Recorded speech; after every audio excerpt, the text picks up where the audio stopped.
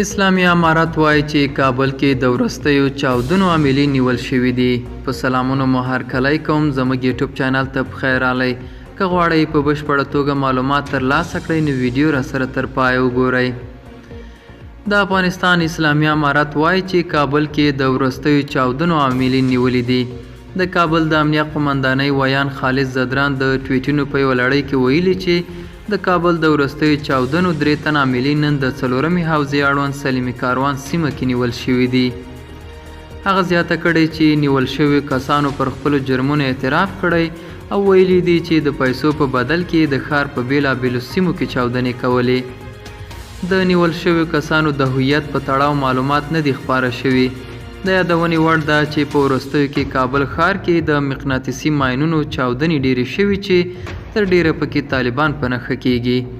دا و زموږ نننۍ چمتو شوي ویډیو. تر بیا ښې چارې.